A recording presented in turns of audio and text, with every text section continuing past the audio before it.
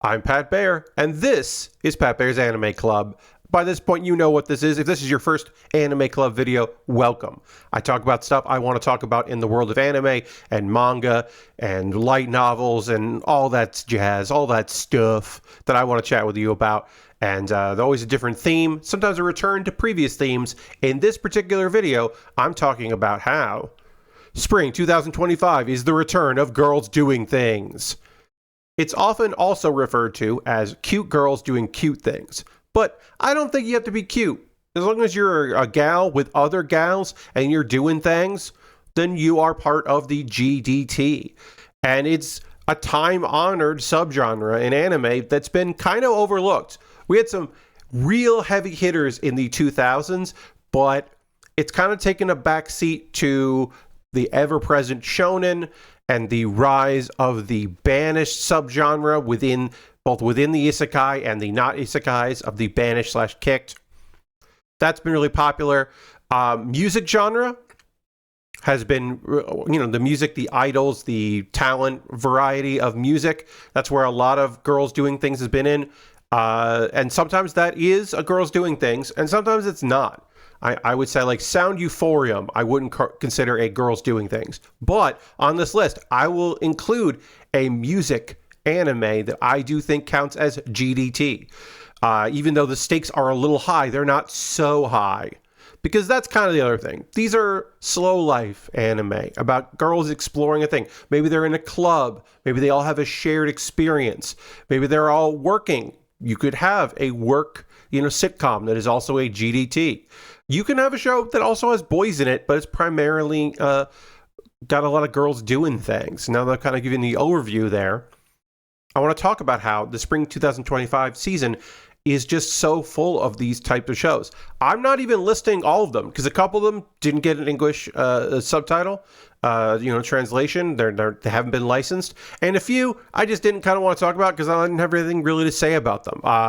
Now, sometimes magic can be the thing that girls are doing. Then that counts, right? There are a couple shows out there that are magical girl shows that aren't girls doing things. And there's some that are. I didn't include any on this list, but we do have some of the magical girl style shows out there this season for you to enjoy. But I didn't want to list every single one of them. These are the ones that I've been watching, and so I feel comfortable talking about them.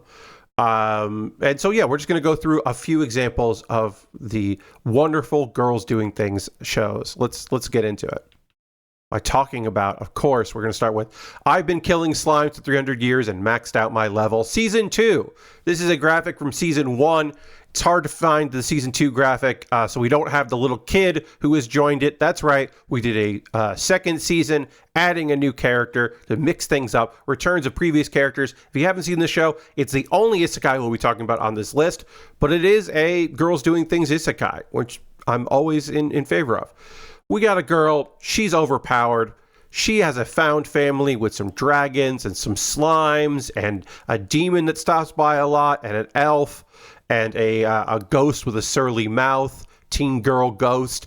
And they just have adventures. Occasionally, the stakes are a little high, but they're rarely that high. Sometimes it's like, we have to help this person and figure this out. And other times it's like, this thing got wacky and weird. Or my slime daughter wants to go to this meeting and present her business card and like network with other high-ranking spirits out there. It's like, so I gotta help out my slime daughter with that kind of thing. Or this character is showing up and has a crush on one of the characters, but of course that character is in love with another character.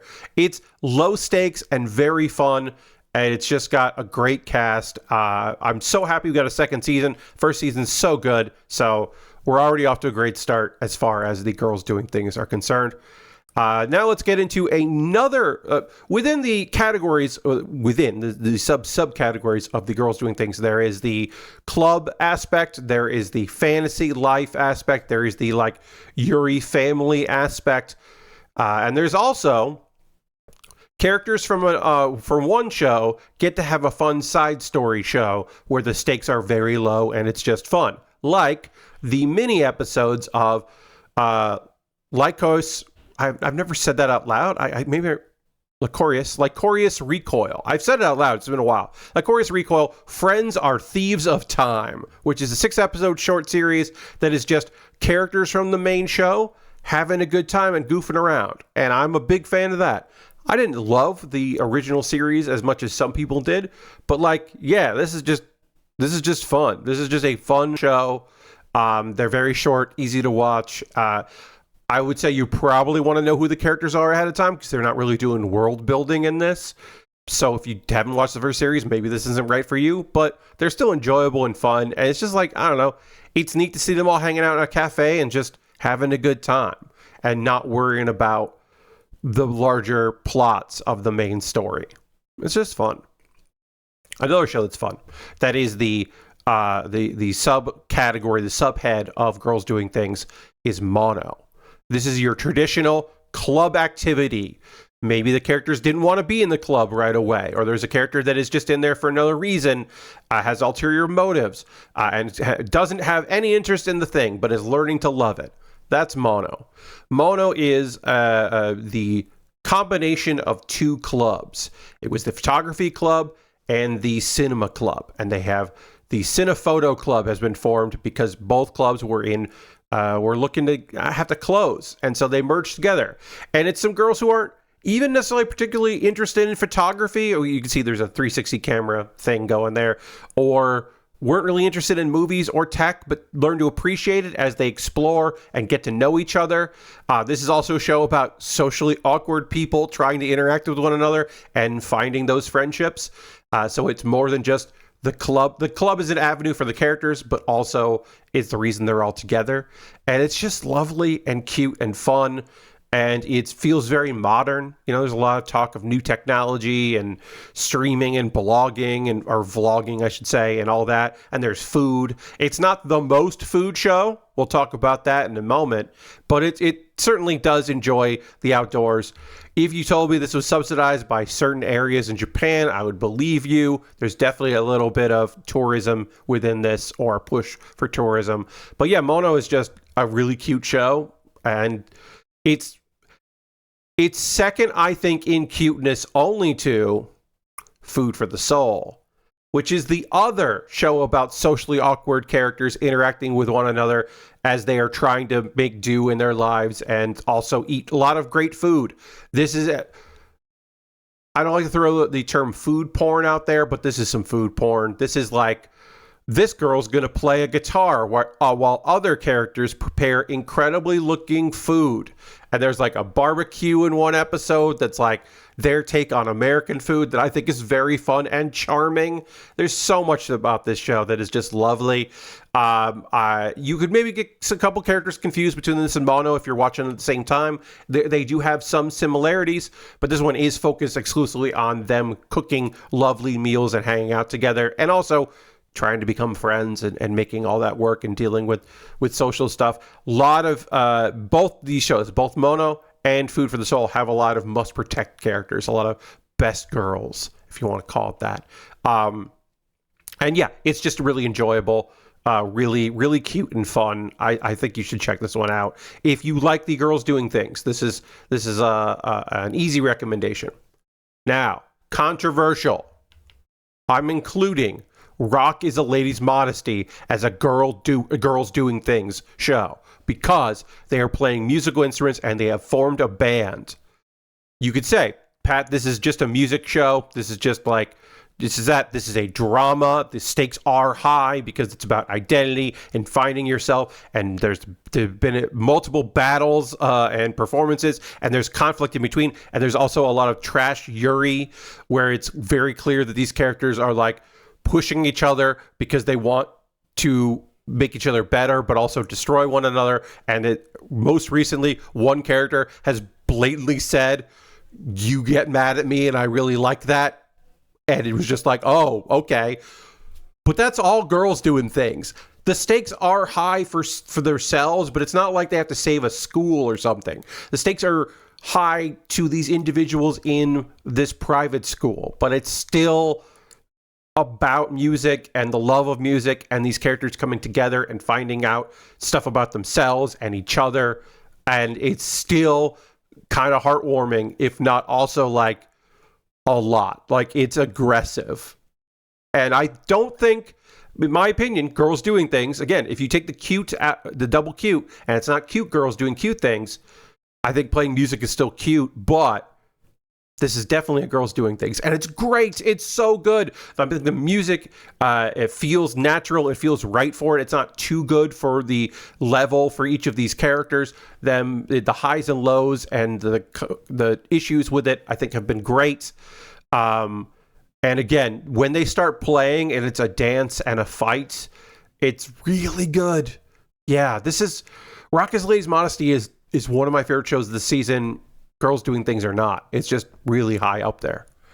I would say we're going to end here with a little lower, a little just like, might be forgettable. You don't have to rush out and see this one.